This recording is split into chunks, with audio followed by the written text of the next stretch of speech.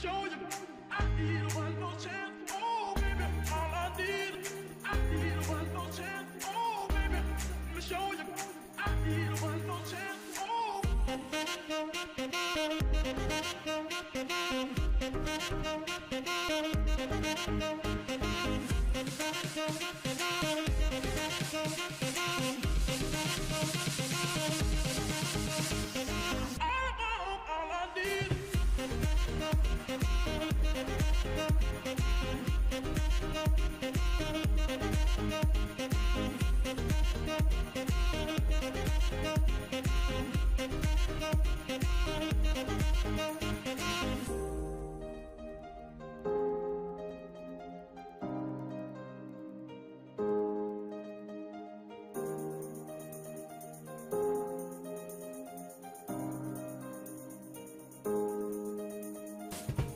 All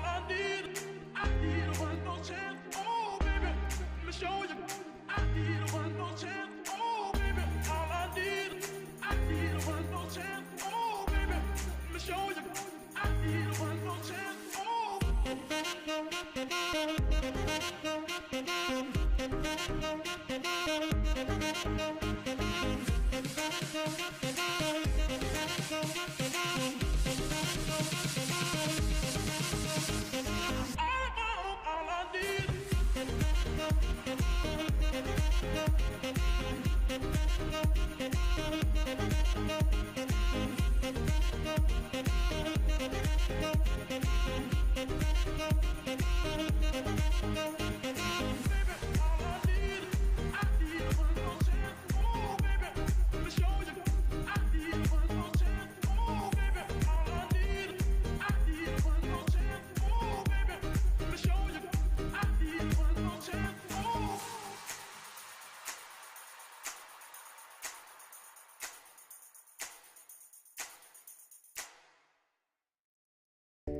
Wait on other people to be what you've been called to be. You can't wait on their affirmation. You can't wait on their approval. You can't wait on their support. Sometimes you just got to run and look behind you and say, everybody who wants to run, run, but I can't stop running because you're not running with me. Listen to me, hear me. You can't stop chasing your dream just because somebody in your life won't chase it with you. You can't stop believing in yourself just because somebody in your life won't believe in you. You can't stop chasing the dreams of your life just because when you know when you do it, you're going to have to do it all by yourself.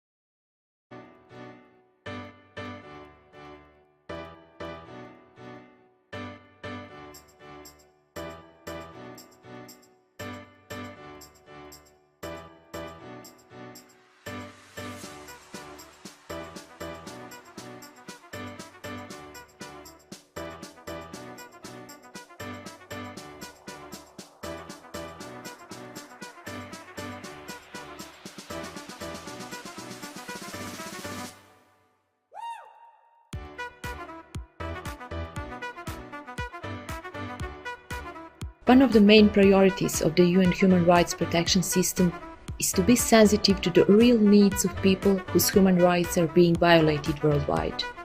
But this needs evolving through the time, the same as contexts and modalities of human rights violation. For this, it's important for the UN treaty body system to be ready to adapt and respond to the present contexts and modalities of human rights violation that are often different from those existing at the time of the treaty adoption. For UN Committee on Enforced Disappearances, as the one of the youngest committees, that should be an easy task. But in practice, the situation is quite different. This convention was created due to the need to respond to the massive enforced disappearances during the second half of the 20th century, mostly in the context of dictatorship regimes. Over time, the context of enforced disappearances evolved. They have gotten new forms, so nowadays the thousands of victims around the world facing enforced disappearances associated to armed conflicts, organized crime, or in the context of migration.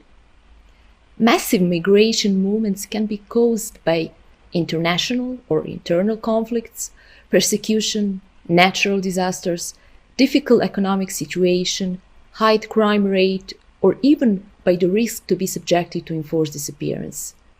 Regardless the reasons that trigger the migration, a large number of migrants are under the risk to disappear en route to reach their destination country or in the destination country itself. Considering this, the committee decided to develop a legal instrument dedicated to this issue. What we expect from this process? First of all, in this way we are going to address one of the most burning contexts of enforced disappearances in detail. In this way, also, the state parties will get detailed guidelines on how to fulfill their legal obligations arising from the Convention and how to act to prevent enforced disappearances in the context of migration, but also on how to react upon them and how to protect and support victims. The victims, their associations, NGOs, human rights defenders, international organizations and academic community will get a kind of the common arm in their hands to fight for the protection of migrants from enforced disappearances.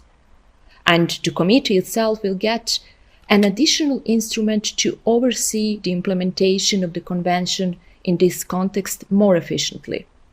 And finally, through this process, but also through the text of the general comment itself, a general public will learn about what's happening to migrants around the world.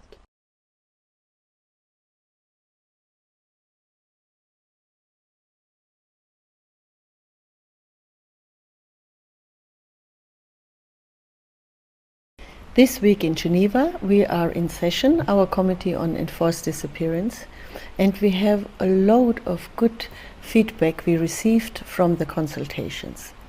We had regional consultations in nearly all continents, and the Office of the High Commissioner for Human Rights has arranged these meetings.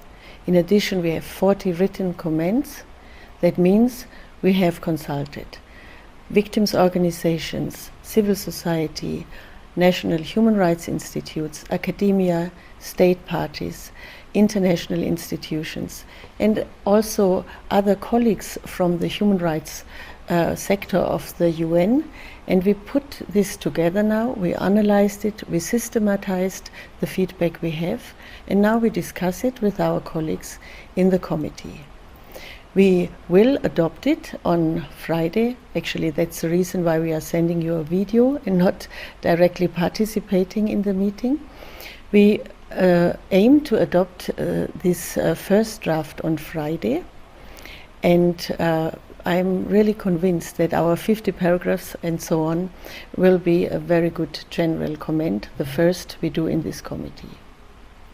After that, we opened a second phase of consultations.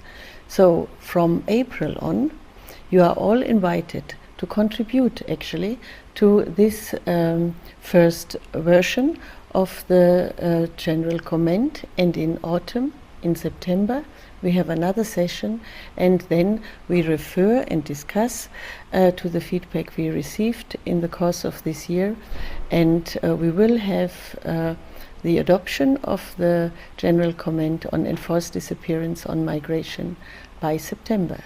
So please be so kind, take time and bring your feedback and your comments to our attention.